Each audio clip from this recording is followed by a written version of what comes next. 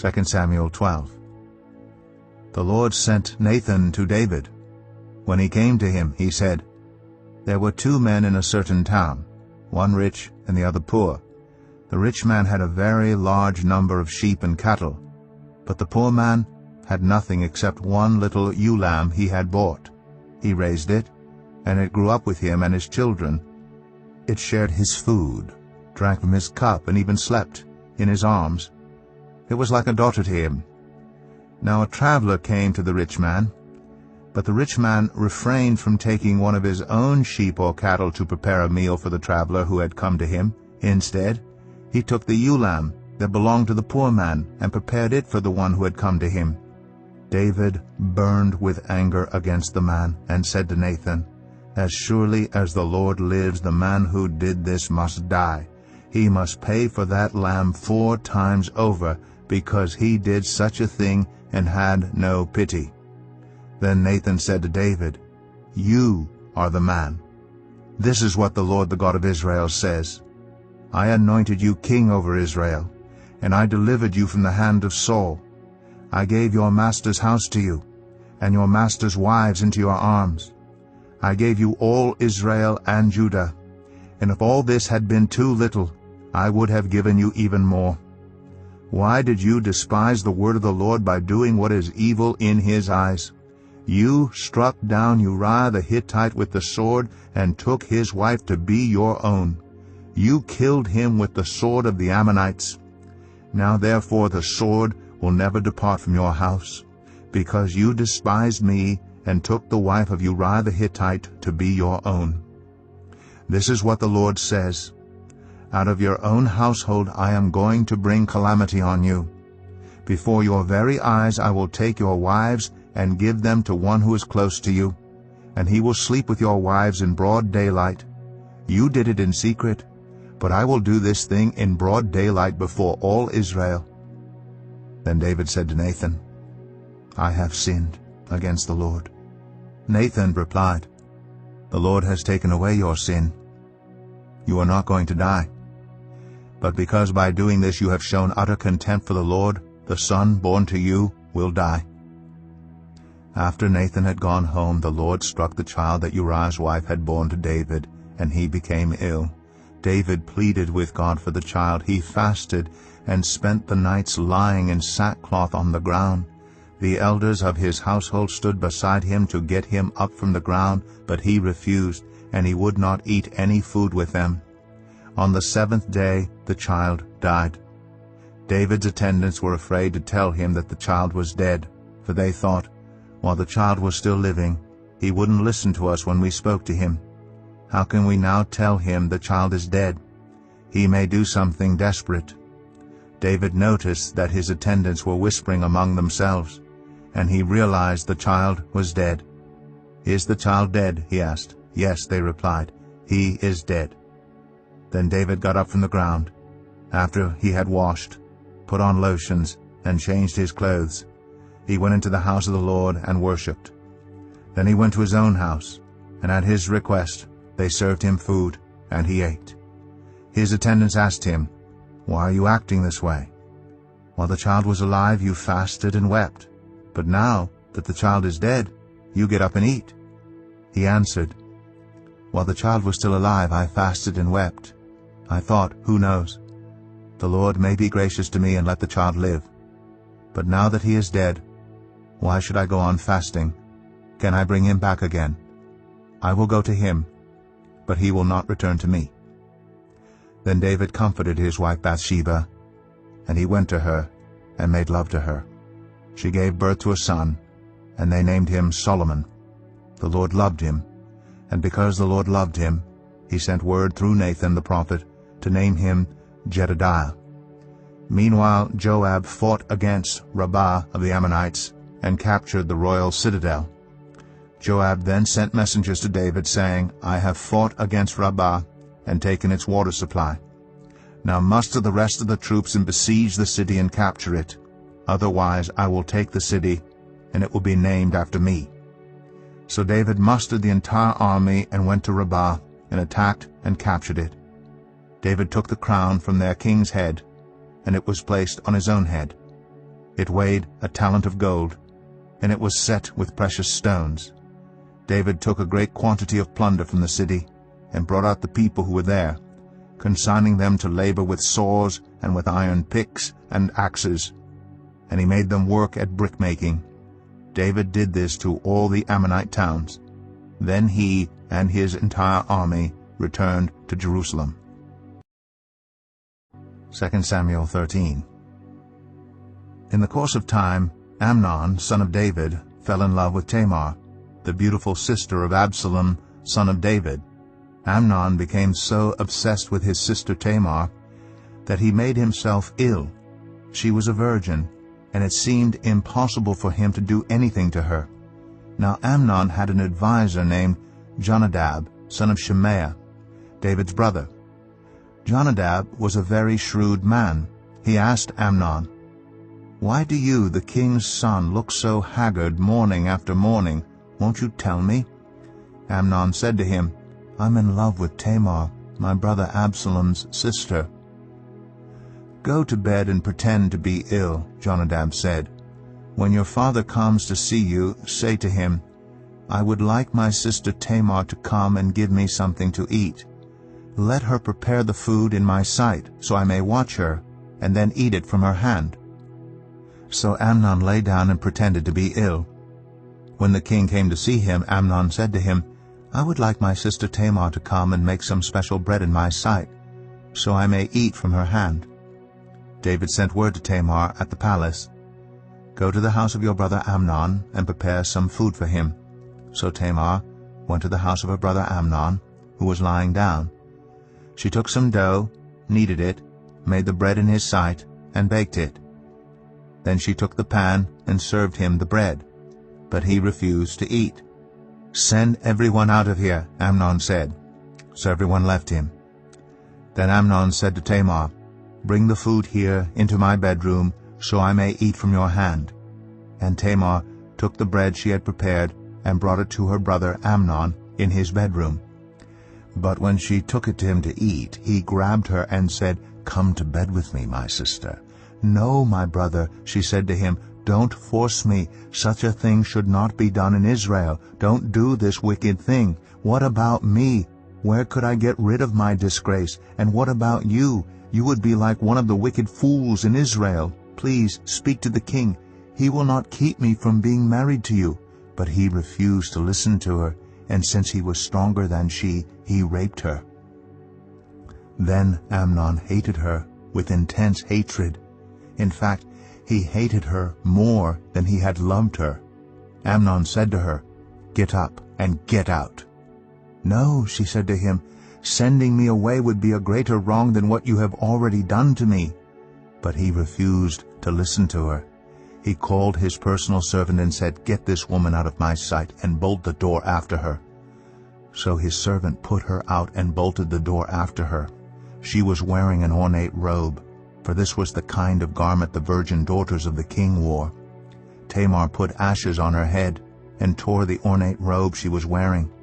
She put her hands on her head and went away weeping aloud as she went. Her brother Absalom said to her, "Has that Amnon, your brother, been with you? Be quiet for now, my sister. He is your brother. Don't take this thing to heart." And Tamar lived in her brother Absalom's house, a desolate woman. When King David heard all this, he was furious. And Absalom never said a word to Amnon, either good or bad. He hated Amnon because he had disgraced his sister Tamar. 2 years later, when Absalom's sheep shearers were at Baal-Hazor, near the border of Ephraim, he invited all the king's sons to come there. Absalom went to the king and said, "Your servant has had shearers come. Will the king and his attendants please join me?" "No, my son," the king replied. "All of us should not go. We would only be a burden to you." Although Absalom urged him, he still refused to go, but gave him his blessing. Then Absalom said, "If not, please let my brother Amnon come with us." The king asked him, "Why should he go with you?" But Absalom urged him, So he sent with him Amnon and the rest of the king's sons. Absalom ordered his men, "Listen, when Amnon is in high spirits from drinking wine, and I say to you, 'Strike Amnon down, then kill him,' don't be afraid. Haven't I given you this order? Be strong and brave." So Absalom's men did to Amnon what Absalom had ordered. Then all the king's sons got up, mounted their mules, and fled. While they were on their way, the report came to David, "Absalom has struck down all the king's sons. Not one of them is left." The king stood up, tore his clothes, and lay down on the ground. And all his attendants stood by with their clothes torn. But Jonadab, son of Shemaiah, David's brother, said, "My lord should not think that they killed all the princes. Only Amnon is dead." This has been Absalom's express intention ever since the day Amnon raped his sister Tamar. My lord the king should not be concerned about the report that all the king's sons are dead. Only Amnon is dead. Meanwhile, Absalom had fled. Now the man standing watch looked up and saw many people on the road west of him, coming down the side of the hill. The watchman went and told the king, "I see men in the direction of Horonaim, on the side of the hill." Jonadab said to the king, "See, the king's sons have come. It has happened just as your servant said." As he finished speaking, the king's sons came in, wailing loudly. The king too and all his attendants wept very bitterly. Absalom fled and went to Talmai, son of Ammihud, the king of Geshur. But King David mourned many days for his son. After Absalom fled and went to Geshur, he stayed there 3 years. And King David longed to go to Absalom, for he was consoled concerning Amnon's death. 2 Samuel 14. Joab, son of Zeruiah, knew that the king's heart longed for Absalom. So Joab sent someone to Tekoa, and had a wise woman brought from there. He said to her, "Pretend you are in mourning, dress in mourning clothes, and don't use any cosmetic lotions. Act like a woman who has spent many days grieving for the dead. Then go to the king, and speak these words to him." And Joab put the words in her mouth. When the woman from Tekoa went to the king, she fell with her face to the ground to pay him honor, and she said, "Help me, your majesty." The king asked her, "What is troubling you?" She said, "I am a widow. My husband is dead. I, your servant, had 2 sons. They got into a fight with each other in the field, and no one was there to separate them. One struck the other and killed him. Now the whole clan has risen up against your servant. They say, 'Hand over the one who struck his brother down, so that we may put him to death for the life of his brother whom he killed. Then we will get rid of the heir as well.' They would put out the only burning coal I have left, leaving my husband neither name nor descendant on the face of the earth." The king said to the woman, "Go home, and I will issue an order in your behalf." But the woman from Tekoa said to him, "Let my lord the king pardon me and my family, and let the king and his throne be without guilt." The king replied, "If anyone says anything to you, bring them to me, and they will not bother you again." She said, "Then let the king invoke the Lord his God to prevent the avenger of blood from adding to the destruction, so that my son will not be destroyed. As surely as the Lord lives," he said, "not one hair of your son's head will fall to the ground." Then the woman said, "Let your servant speak a word to my lord the king." "Speak," he replied. The woman said, "Why then have you devised a thing like this against the people of God? When the king says this, does he not convict himself? For the king has not brought back his banished son. Like water spilled on the ground, which cannot be recovered, so we must die.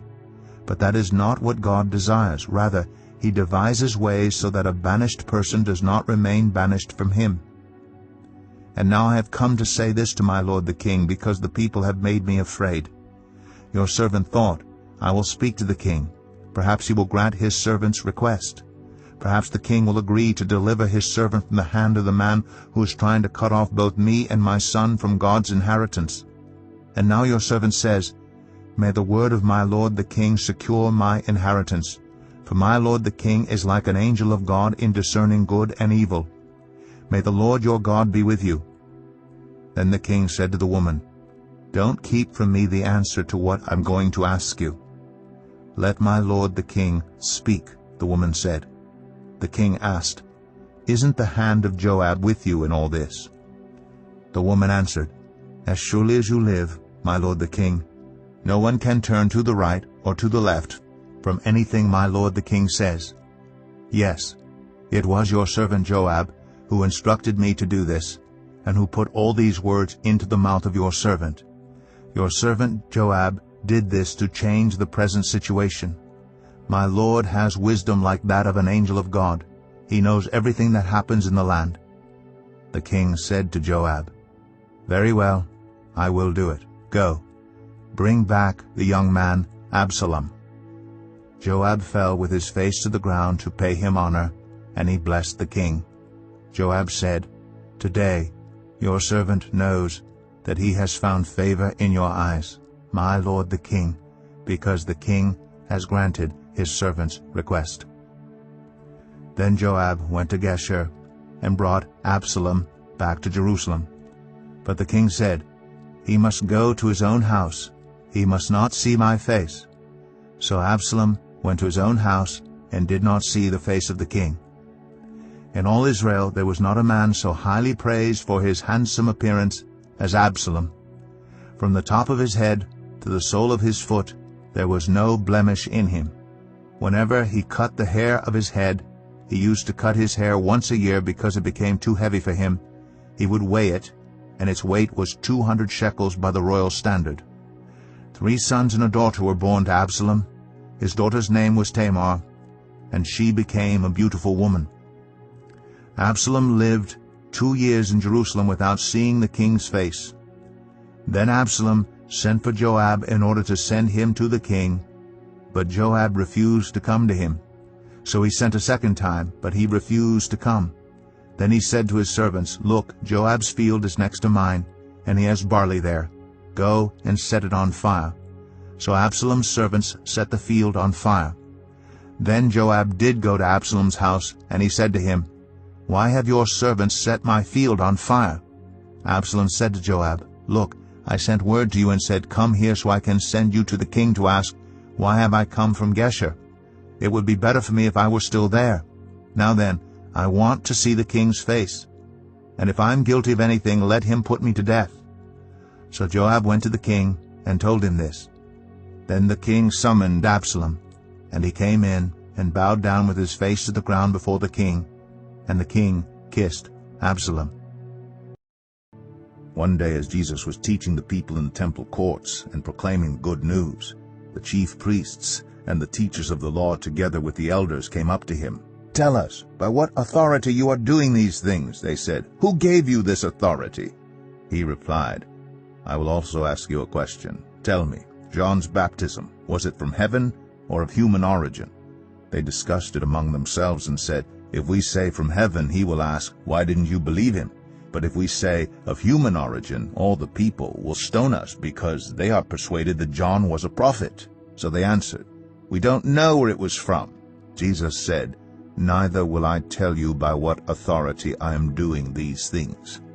He went on to tell the people this parable. A man planted a vineyard, rented it to some farmers, and went away for a long time. At harvest time he sent a servant to the tenants so they would give him some of the fruit of the vineyard. But the tenants beat him and sent him away empty-handed. He sent another servant, but that one also they beat and treated shamefully and sent away empty-handed. He sent still a third, and they wounded him and threw him out. Then the owner of the vineyard said, "What shall I do? I will send my son whom I love. Perhaps they will respect him."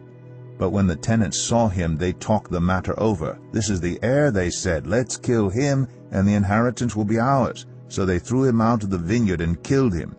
What then will the owner of the vineyard do to them? He will come and kill those tenants and give the vineyard to others. When the people heard this, they said, "God forbid." Jesus looked directly at them and asked, "Then what is the meaning of that which is written, 'The stone the builders rejected has become the cornerstone'? Everyone who falls on that stone will be broken to pieces. Anyone on whom it falls will be crushed." The teachers of the law and the chief priests looked for a way to arrest him immediately because they knew he had spoken this parable against them, but they were afraid of the people. Keeping a close watch on him, they sent spies who pretended to be sincere. They hoped to catch Jesus in something he said, so that they might hand him over to the power and authority of the governor. So the spies questioned him, "Teacher, we know that you speak and teach what is right, and that you do not show partiality but teach the way of God in accordance with the truth. Is it right for us to pay taxes to Caesar or not?" He saw through their duplicity and said to them, "Show me a denarius. Whose image and inscription are on it?" "Caesar's," they replied. He said to them, "Then give back to Caesar what is Caesar's, and to God what is God's." They were unable to trap him in what he had said there in public, and astonished by his answer, they became silent.